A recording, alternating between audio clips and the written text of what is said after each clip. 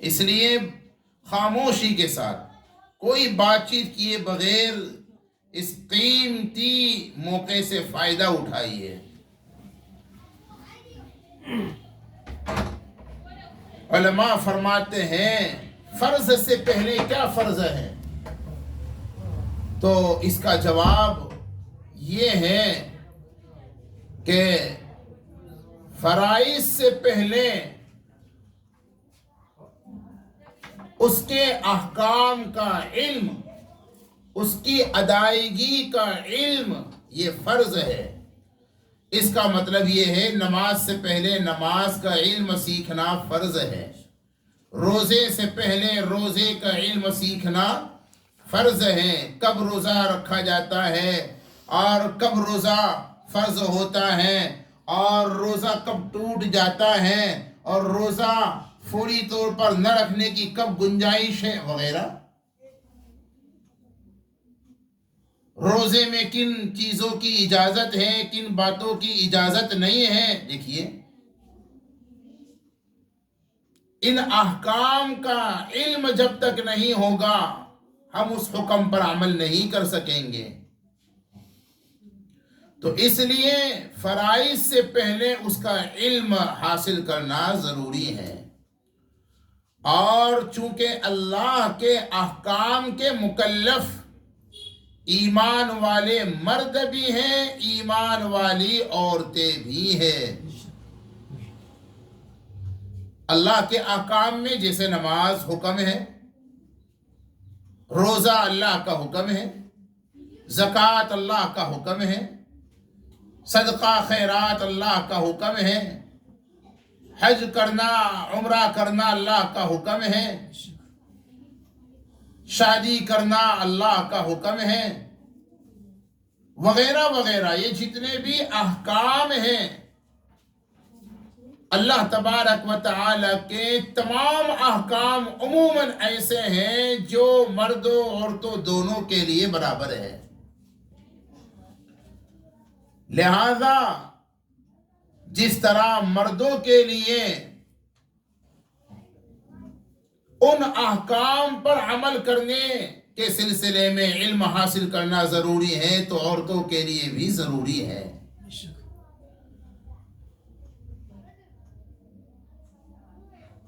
اس لیے کہ علم کے بغیر بندہ اللہ کا کوئی حکم ادا نہیں کر سکتا۔ نماز پڑھنی ہے، نماز کا علم نہیں ہے تو نہ مرد نماز پڑھ سکتا ہے نہ عورت نماز پڑھ سکتی ہے۔ حج کرنا ہے، حج کا علم نہیں ہے تو مرد اور عورتیں کیسے حج ادا کریں گی؟ بہرحال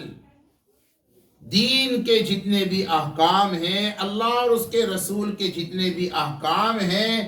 ان تمام احکام کو ادا کرنے کے لیے بھی علم حاصل کرنا ضروری ہے۔ اور انسان کی اصل عزت اور عظمت علم سے ہے۔ حضرات علماء نے اس پر مستقل دلائل قائم کیے ہیں، اس تفصیلات میں نہ جاتے ہوئے اصل موضوع پر ہم آ جانا چاہتے ہیں۔ چونکہ مدرسۃ البنات کی یہ ابتدا ہو رہی ہے، اس کے لیے جو مدرسہ خدیجۃ الکبریٰ للبنات کی جو عمارت تعمیر ہوئی ہے، اس مبارک موقع پر ہم اور آپ یہاں حاضر ہیں اور مردوں سے زیادہ خواتین کا مجمع یہاں موجود ہے۔ میں بلا کسی تمہید کے جو بات عرض کر دینا چاہتا ہوں وہ یہ ہے، میری ماں بہنوں، مدرسے جیسے مردوں کے لیے ضروری ہے ایسے ہی عورتوں کے لیے بھی شرعی دائرے میں رہتے ہوئے مدرسوں کا قیام نہایت ہی اہم اور ضروری ہے۔ ہمارے حضرت تھانوی نور اللہ مرکزہ تو یہ فرمایا کرتے تھے کہ ہر علاقے میں، ہر بڑے شہر میں خواتین کے لیے، عورتوں کے لیے غیر اقامتی ایسے مدرسے ضروری ہیں جہاں پڑھانے والی بھی خواتین ہوں، پڑھنے والی بھی بچیاں ہوں، اور صبح سے شام تک وہاں تعلیمی نظام جاری ہوں، ہر عورت کے لیے ہر علاقے میں ہر شہر میں ایسے مدرسوں کا قیام ضروری ہے۔ خود سرکار دو عالم صلی اللہ علیہ وسلم کو اپنی امت کی خواتین کے لیے اس کی بڑی فکر تھی کہ وہ دین کا علم حاصل کرے،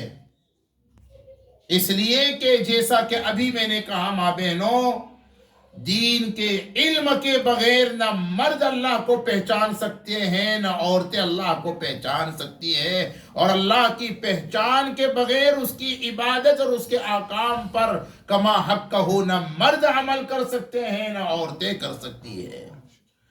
تو مردوں اور عورتوں کو علم حاصل کرنا ایک تو اس لیے بھی ضروری ہے تاکہ اللہ کو پہچان سکیں اور اس کے احکام اور عبادات کو انجام دے سکیں، اور اس لیے بھی ضروری ہے کہ انسان کی اصل عزت اور عظمت اور فضیلت اللہ تبارک و تعالی نے علم میں رکھی ہے، اور یہ بات ویسے ہی بلا کسی دلیل کے نہیں۔ حضرات علماء اللہ کے فضل سے جب کوئی بات بیان کرتے ہیں تو کتاب و سنت کی روشنی میں دلائل قائم کرتے ہیں۔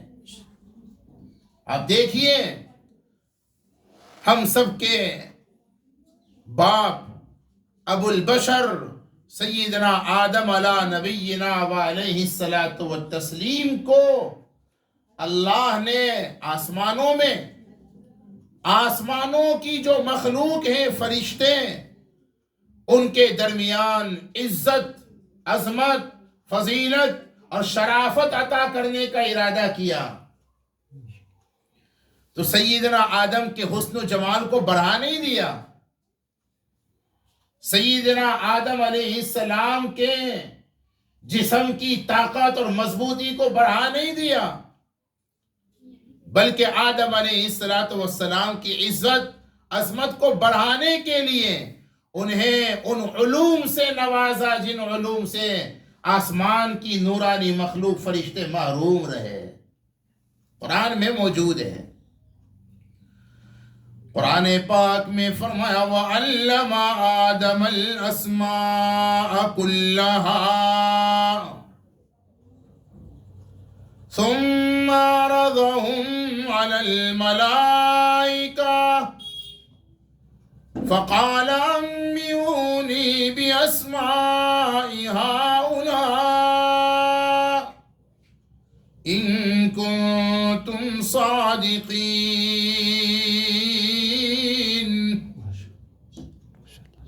حضرت آدم علیہ السلام کو رب العالمین نے علوم سے نوازا، علم الاسماء سے نوازا،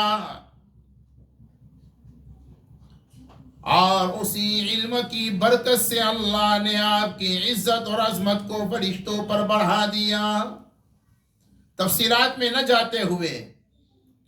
ایک اور مثال قرآن سے پیش کرنا چاہتا ہوں۔ سیدنا یوسف کا نام تو سنا ہی ہے آپ نے،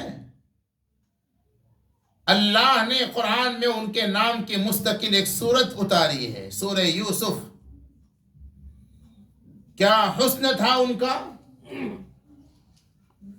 بعض علماء نے ایک عجیب و غریب بات یہ بیان فرمائی کہ جب حسن کو اللہ نے پیدا کیا تو اس کے دو حصے کیے۔ ماں بہنوں بہت سنیے غور سے، آپ ماں بہنیں اور خاص طور پر نوجوان بچیاں، بیٹیاں اور ہماری بہنیں حسن کی دیوانی بنتی ہیں اور اپنے حسن کو بڑھانے کے لیے قسم قسم کے تکلفات کرتی ہیں اور شرعی اور غیر شرعی طریقے اپنے حسن کی نمائش کے لیے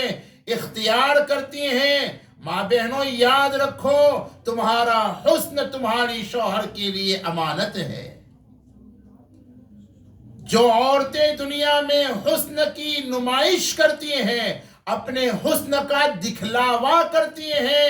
اور گھروں میں میلی کچیلی رہتی ہیں، اور جیسے ہی باہر جانے کی جب نوبت آتی ہے، چاہے شادی ہال میں دعوت میں جانا ہو، یا کسی مریض کی عیادت میں جانا ہو، یا کسی اور کام کے لیے جانا ہو، خوب بن سور کر کے نکلتی ہیں۔ یہ اپنے شوہروں کے ساتھ خیانت کرتی ہیں اور اپنے حسن کی نمائش کر کے، اپنے حسن کا اظہار کر کے اللہ اور اس کے رسول کو ناراض کرتی ہیں، اور اپنے حسن کی نمائش اور دکھلاوا کر کے گھر سے باہر نکلنے والی عورتیں اللہ کے رسول کے فرمان کے مطابق اپنے پیچھے شیطانوں کو دعوت دیتی ہیں۔ حدیث میں آتا ہے جو عورت بے پردہ ہو کر حسن کی نمائش کر کے اپنی خوبصورتی کو دکھلانے کے لیے بے پردہ ہو کر باہر نکلتی ہے، شیطان اس کے پیچھے لگ جاتا ہے اور لوگوں کو اس کی طرف مائل کرتا ہے، اس کی طرف ورگلاتا ہے،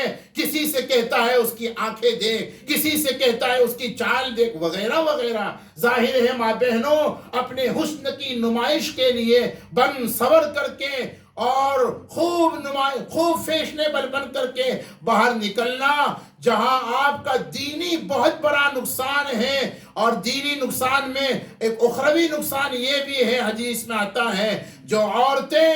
دنیا میں اپنے حسن کو غیروں کے لیے بڑھانے کی فکر کرے گی، حدیث پاک کا خلاصہ یہ ہے قیامت میں اللہ تعالیٰ ان کے چہروں کو کالا کر دیں گے۔ جو عورتیں لوگوں کے لیے بن سور کر کے بے پردہ باہر نکلے گی، ماں بہنوں،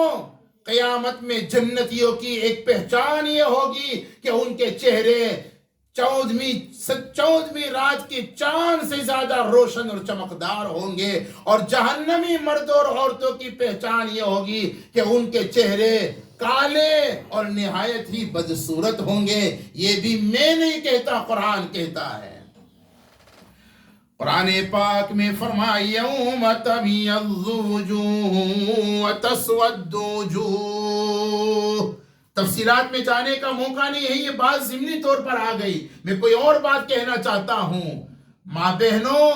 تمہاری اور دنیا کے مردوں اور جوانوں کی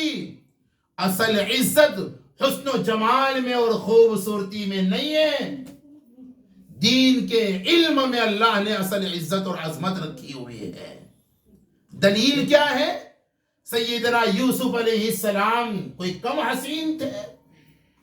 کوئی کم جمیل تھے؟ علماء تو فرماتے ہیں اللہ نے حسن کو جب بنایا اس کے دو حصے کیے، آدھا حسن ساری دنیا کے انسانوں، جناتوں، فرشتوں، چرندوں، پرندوں، درندوں، جتنی بھی مخلوق ہے، ہو سکتی ہے، ہوگی، ان کے درمیان آدھا حسن تقسیم کیا۔ علماء فرماتے ہیں، میں کوئی حدیث کے حوالے سے یہ بات نہیں کر رہا، آدھا حسن ساری دنیا کی مخلوق پر تقسیم ہوا اور آدھا حسن تنہا سیدنا یوسف علیہ السلام کو ملا۔ اس سے اندازہ لگائیے سیدنا یوسف کتنے حسین ہوں گے، اور یوں بھی اندازہ لگایا جا سکتا ہے کہ جب زلیخا نے حسن یوسف کو دیکھا تھا تو دیوانی بن گئی، یہ تو سبھی جانتے ہیں نا۔ اب یہ زلیخا تو فرسٹ لیڈی تھی اس زمانے کی، سپر پاور حکومت اور طاقت مصر، وہاں کی یہ فرسٹ لیڈی تھی، وزیر اعظم کی بیوی تھی، اپنے خادم اور نوکر، اس زمانے میں یوسف علیہ السلام کی حیثیت خادم ہی کی تھی، اس کے حسن پر جب فدا ہو گئی تو خواتین مصر نے زلیخا کو طعنہ دینا شروع کیا